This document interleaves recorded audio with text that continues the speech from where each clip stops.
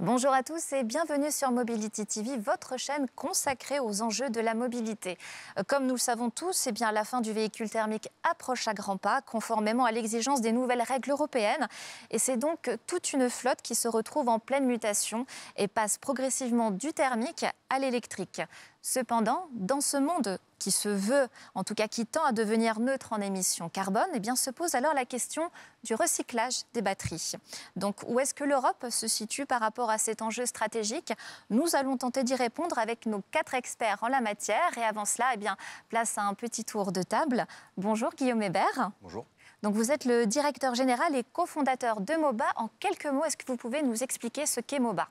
Oui, alors donc MOBA, on est spécialiste dans le diagnostic et le certificat batterie pour les voitures électriques d'occasion. Donc on a une techno qui permet de mesurer l'état de santé d'une batterie, ce qui permet de rassurer un acheteur pour la vente d'un véhicule électrique de seconde main. D'accord, nous aurons l'occasion de revenir un petit peu plus tard à quel moment clé vous intervenez dans le cycle de vie d'un véhicule. Ensuite, nous avons donc Régis Mazera. Bonjour. Enchanté. Donc vous êtes directeur d'Arval Mobility Observatory. Tout à fait. Donc idem, en quoi consiste justement cette observatory Mobility Arval? Alors, je fais partie de la société effectivement Arval. Donc Arval, c'est historiquement un loueur de location de voitures longue durée, donc un groupe BNP Paribas. Depuis quelques années, on s'élargit d'ailleurs sur l'ensemble des mobilités auprès des entreprises. Et moi, j'ai en charge donc un observatoire dédié à essayer de comprendre un peu l'environnement qui touche les flottes, les technologies, et donc vulgariser, en tout cas, et tester un peu de comprendre dans ce monde assez complexe, et d'essayer à faire comprendre à nos interlocuteurs les enjeux autour de ces nouveaux thèmes. D'accord, donc d'apporter une approche pédagogique. Exactement. Ensuite, nous avons donc Sophie Schmittlin. Bonjour madame. Donc vous êtes directrice des technologies chez Future is Neutral. Idem, même question, en quoi consiste cette entreprise? Eh bien, Future is Neutral, c'est la nouvelle entité d'économie circulaire du groupe Renault qui a été lancée il y a 1 an, tout pile. Ça fait partie du projet de recomposition du groupe. Vous avez probablement entendu le lancement de Ampère tout récemment. Eh bien, Future is Neutral, c'est l'entité nouvelle qui capitalise sur les actions en termes d'économie circulaire qui ont été lancées par Renault depuis des années. Bien sûr. Parce que Renault a depuis parfois 70 ans sur certains domaines investi dans l'économie circulaire. Et l'objectif, c'est de passer à l'échelle ces activités d'économie circulaire autour de l'automobile, pour le monde de l'automobile, pas que pour les clients du groupe Renault, donc pour tous les constructeurs, les fournisseurs, l'écosystème automobile, dans l'objectif d'avoir une vision qui nous permette d'utiliser les vieilles voitures, celles qui arrivent dans les casses automobiles, pour faire des nouvelles voitures. Donc diminuer la pression sur l'écosystème naturel. Très bien. Et donc enfin, Jean-Michel Pinto. Bonjour. Bonjour. Donc vous êtes associé au cabinet Deloitte en charge de l'automobile pour le consulting en France. C'est ça. Très bien. Alors je vais commencer par vous. Pourquoi le recyclage des batteries est aussi important pour le secteur automobile? Je pense qu'il y a 3 enjeux principaux que tout le monde doit avoir en tête sur ce thème-là. Le premier, c'est qu'il y a une régulation européenne qui arrive et qui va s'échelonner de 2025 à 2035. Je pense qu'on y reviendra, donc je ne vais pas le détailler maintenant. Bien sûr. Mais qui va obliger les constructeurs à recycler leurs batteries. Ça, c'est le premier sujet. Le deuxième sujet, c'est qu'il y a un certain nombre de composants, de matériaux dans ces batteries, comme le lithium ou le cobalt, dont la disponibilité va devenir une question et peut-être un problème à moyen terme. Et donc, le recyclage va permettre d'améliorer cette disponibilité.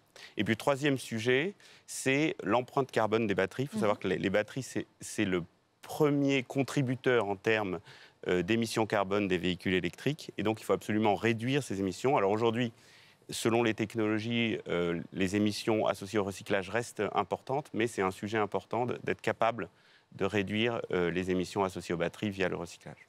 Régis Mazera, est-ce que vous souhaitez rebondir justement sur cette question et peut-être plus nous développer les enjeux stratégiques? Volontiers, oui. Si on essaie déjà peut-être pour placer le sujet, d'avoir un regard vraiment assez large sur ces enjeux de recyclage des batteries. D'une part, c'est quelque chose qu'on suit d'assez près au niveau de l'Observatoire, parce qu'on a dédié un cahier, si vous voulez rentrer d'ailleurs dans le détail, l'enjeu des batteries en 10 questions. Ce qu'on se dit, c'est plusieurs choses. D'abord, c'est un enjeu crucial, voire fondamental pour le développement du véhicule électrique. Si on veut effectivement qu'on soit dans les gains environnementaux qui sont bien sûr les fondamentaux du développement du véhicule électrique. Et par rapport à ça, on a un sujet qui est extrêmement complexe que je pourrais vous résumer en un calcul simple, c'est le 3 x 3. Très bien. 3 enjeux, 3 dimensions et 3 possibilités. On a 3 enjeux que sont, d'abord la gestion des volumes, puisque maintenant on connaît une partie des volumes qui vont arriver, selon l'Agence internationale de l'énergie et sur des scénario plutôt conservateur.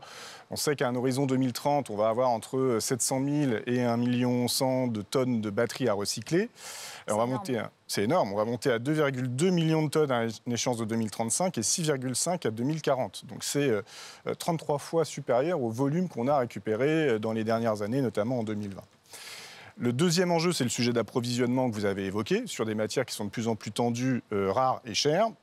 Le troisième niveau, bien entendu, troisième enjeu, c'est un enjeu économique. L'idée étant de ne pas payer 2 fois ces matières, puisqu'elles sont chères, on les paye à la création du véhicule. Si en plus on les fait repartir pour les racheter une seconde fois, ça peut être compliqué. Face à ça, il y a 3 dimensions à couvrir. D'abord, dans les enjeux de recyclage, si on reste sur le sujet, d'abord le sujet des technologies. Qu'est-ce qu'on veut recycler par rapport aux technologies des batteries, entre les anciennes générations, celles qu'on connaît actuellement et celles qui vont venir. Le deuxième enjeu, c'est la géographie, où positionner ces usines. C'est logique de synergie d'ailleurs entre les différentes phases, je pense qu'on va en reparler autour de cette table, en face des réglementations, etc.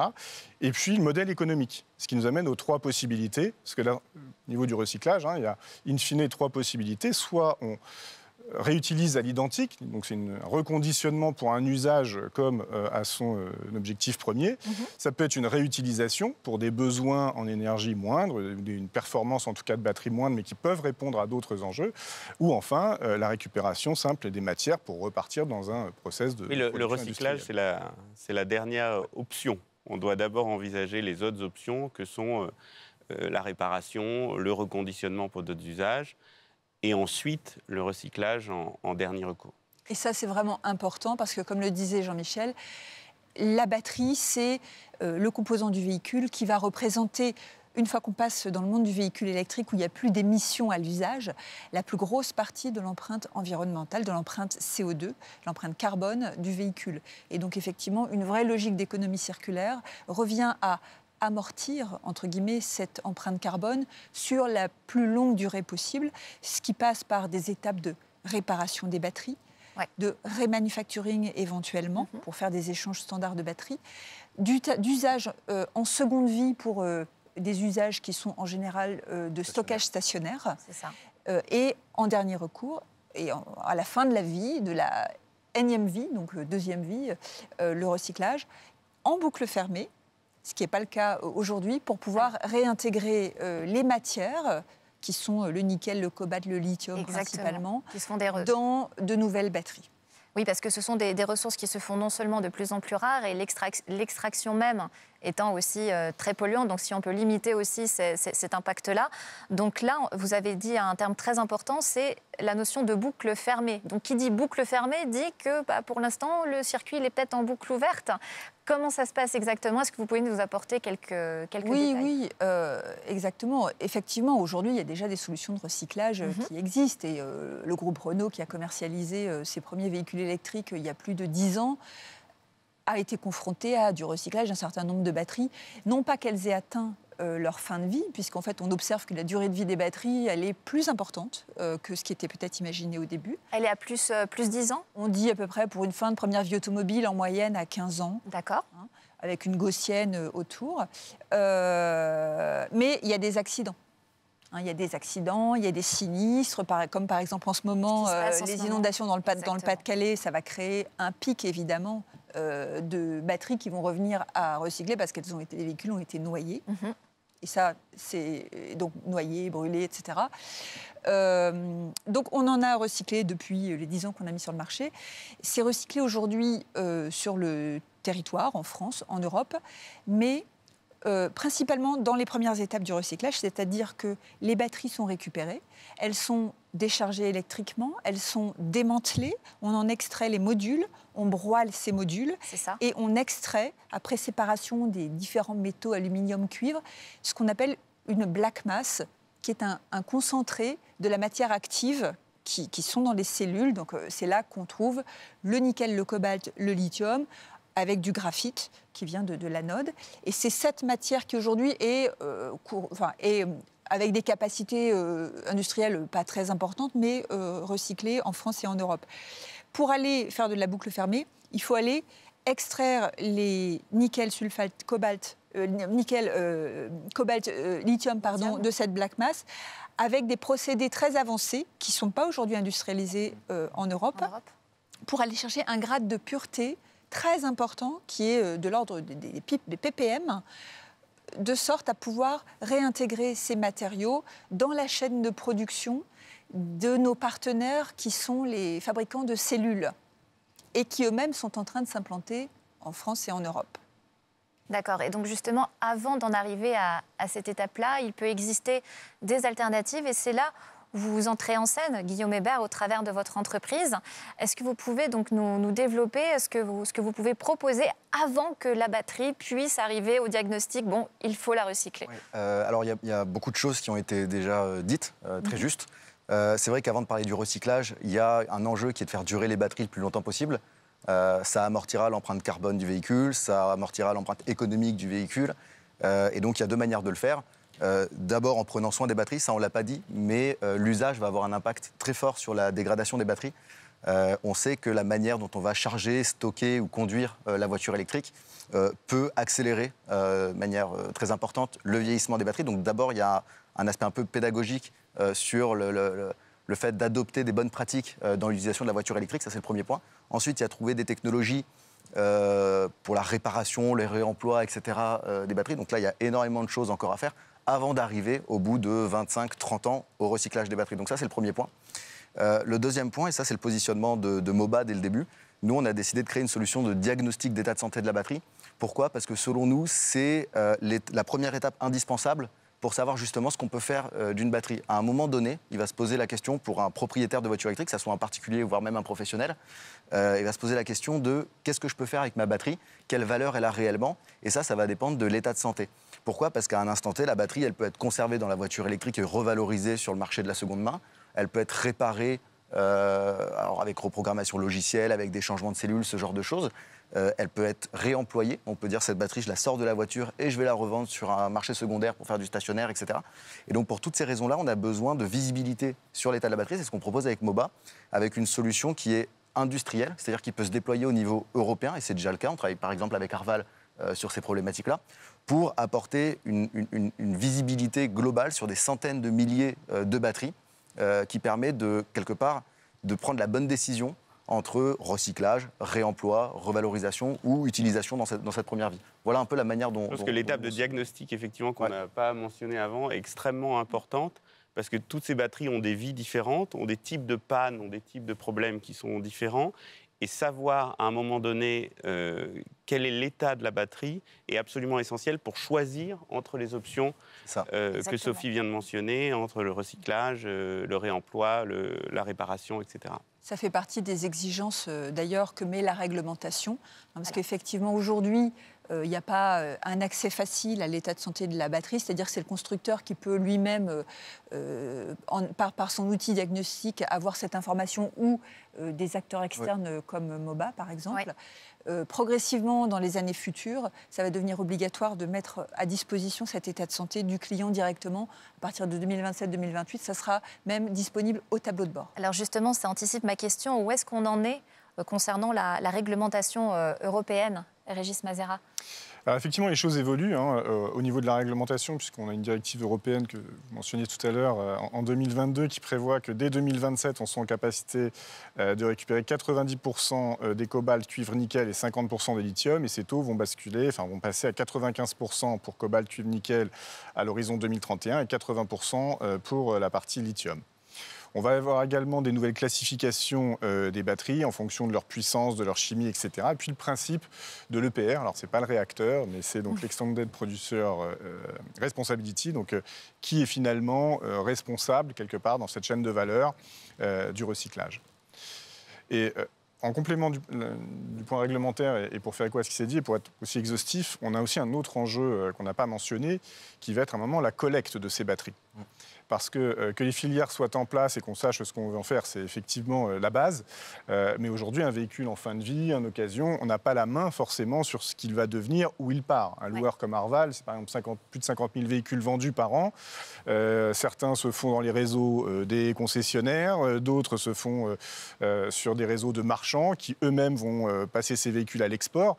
Donc à un moment, il y a une logique de pouvoir capter et être sûr de pouvoir collecter ces batteries en fin de vie. Oui, parce que pour l'instant, c'est pas officiel, enfin, c'est pas mis en place de manière structurée. Exactement. Alors, pour donner l'avis d'un constructeur sur ce sujet, le groupe Renault a été un des seuls qui a commercialisé ses premiers véhicules électriques avec une formule qui était de leasing de la batterie. C'est le cas sur 250 000 véhicules.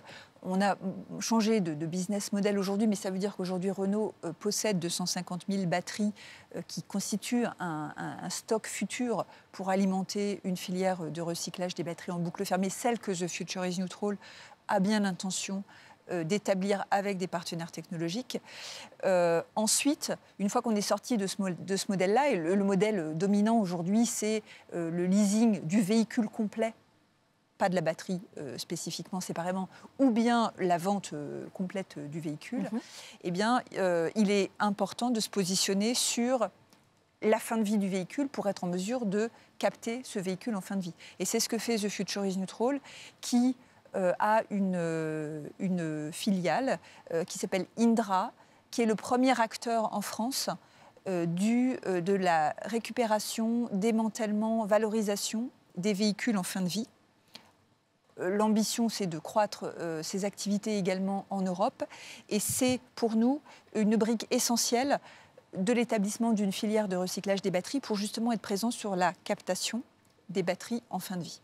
Et pour compléter ce que vient de dire Sophie, effectivement, Renault est très avancé via Indra, mais on n'est pas nécessairement au niveau de la structuration de la filière industrielle dans son ensemble, particulièrement en avance en France. Et c'est quelque chose de très important, parce qu'on l'a dit, il y a beaucoup d'étapes, je ne vais pas les relister, de la collecte, le tri, puis ensuite le recyclage. Et si cette filière n'est pas structurée suffisamment pour avoir les bons standards de qualité et le bon niveau de coût, c'est un élément très important. Absolument. On va fragiliser l'activité automobile dans son ensemble parce que c'est circulaire, donc ça revient dans les voitures à la fin et donc ça aurait un impact sur le coût des véhicules qui sont produits en Europe ou en France. Voilà. Donc il faut bien réaliser le poids et le rôle de ces filières et l'importance de les structurer de manière industrielle. Alors justement, un pays qui a beaucoup plus d'avance et donc de recul sur ces batteries, c'est la Chine.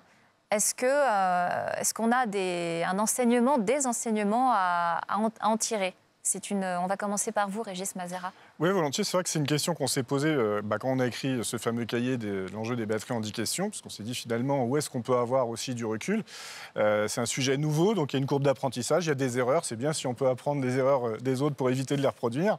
Et c'est vrai que très vite, donc, on s'est focusé sur la Chine, déjà pour le poids qu'elle représente. C'est 35% de production de matière, c'est 65% de la transformation et c'est 75% des composants. Donc déjà, rien que ça, on a une industrie établie et un historique. Puis c'est surtout ces 30 ans de commercialisation et d'expérience dans le véhicule électrique. Donc ce qui nous a intéressés, je pense là où on a peut-être un certain nombre d'enseignements, même si le passé n'est pas toujours représentatif du futur, mais en tout cas ça peut donner un certain nombre d'indicateurs. D'abord, c'est la structuration de ces filières. Est-ce qu'aujourd'hui, il y a un intérêt à être plutôt sur des formules agiles avec une multiplication de filières et de petits acteurs, ou au contraire, est-ce que le fait de pouvoir se concentrer sur des industriels, des constructeurs, permet d'avoir une meilleure traçabilité des différentes étapes et aussi un meilleur, quelque part, un contrôle aussi par rapport à la réglementation positionnée, enfin mis en place ? Ce qui nous a également intéressé, c'est la façon aussi de considérer le recyclage comme un véritable levier de participation à l'économie du pays. Et comment on en fait un vrai business model et pas simple. Enfin, il y a bien entendu les enjeux environnementaux, c'est la première brique. Mais si on met tout ça dans une perspective qui est économiquement viable et qui pèse, là, ça prend tout son sens et on a bien entendu des logiques d'investissement et de développement. On voit aussi les logiques donc de responsabilité qui ont démarré un peu plus tôt chez eux, puisque dès 2017, ils ont mis en place cette logique de PR. Hein. Dernier élément qui nous a intéressés, c'est aussi comment ils ont mis en place, et justement à travers ces filières ou ces acteurs, la logique de performance sur le recyclage. Hein, quel taux, vous parliez tout à l'heure de pureté des métaux, puis on parlait de collecte, de capacité à gérer. Donc comment on fixe ces niveaux d'exigence ? Clairement, la Chine montre la voie. C'est normal parce que ce sont eux qui ont massifié les véhicules électriques beaucoup plus vite que toutes les autres régions au monde. Pour autant, les choses sont en train de bouger en Europe. La directive européenne sur les batteries va plus loin que les exigences chinoises. En particulier, il y a une exigence qui n'a pas été mentionnée mais qui est très importante. C'est à partir de 2031, les constructeurs auront l'obligation d'intégrer de la matière recyclée dans les nouvelles batteries. À des taux importants, 16% du cobalt, 6% du nickel, 6% du lithium. Pourquoi ? Parce que l'enjeu de l'Europe et l'enjeu des constructeurs, c'est d'augmenter l'autonomie stratégique de l'Europe. Donc c'est justement faire en sorte que la matière qui est arrivée en Europe, d'ailleurs, puisqu'on sait très bien que l'Europe est peu riche en ces métaux, c'est de les faire tourner en Europe une fois qu'ils y sont arrivés. Donc une exigence importante de la directive européenne et également, c'est une histoire en marche parce que les gigafactories sont en train de s'installer sur le territoire. Les filières de recyclage, il y a de sens à les démarrer avec des activités industrielles en Europe qu'au moment où les gigafactories arrivent également en Europe. Pourquoi ? Parce que même s'il y a beaucoup de batteries à recycler, accidentées ou en fin de vie, par rapport à la taille des capacités qu'il faut industrialiser pour être compétitif, ça ne suffit pas. Donc la logique, c'est d'aller communaliser la matière à recycler en mettant ensemble les batteries fin de vie à recycler et les rebuts de production des gigafactories qui sont en fait très importants. Il y a des taux de rebut très importants et c'est la mise en commun de ces deux sources de matière à recycler qui va permettre à l'industrie de démarrer industriellement en France et en Europe, dans une logique de création d'activités industrielles, de création d'emplois dans le territoire. Oui, voilà, plus qu'une simple filière qui s'organise, un véritable marché. Oui. Peut-être un mot de la fin, Jean-Michel Pinto ? Oui, je pense que pour compléter, je pense que Sophie et Régis l'ont déjà dit, mais le point important, c'est les effets d'échelle. Oui. Je pense que c'est un point qui a été mentionné. Et donc, c'est la leçon qu'on a de la Chine. C'est ce qu'on voit quand on essaye de développer des projets dans le secteur. Et donc, ça veut dire que big is beautiful. Il faut construire des solutions. Il faut consolider ce marché. On ne peut pas avoir un marché éparpillé avec beaucoup de petits acteurs qui n'ont pas toujours le niveau de compétences techniques. Donc c'est peut-être ça, faire attention à bien structurer cette filière de manière industrielle avec des acteurs qui ont des tailles suffisantes. C'est l'enjeu pour la France et pour l'Europe sur ce sujet. Donc pour conclure cette table ronde, l'Europe est sur le point de maturation en fait, d'arriver à un recyclage des batteries. Il y a encore quelques petites mises au point, mais ce sont des ajustements qui vont très vite et rectifier de manière à ce qu'un marché puisse enfin voir le jour tout simplement à échelle européenne. Merci beaucoup tous les quatre d'avoir accepté une fois de plus notre invitation. Quant à nous, on se retrouve tout simplement très vite pour une prochaine édition sur Mobility TV.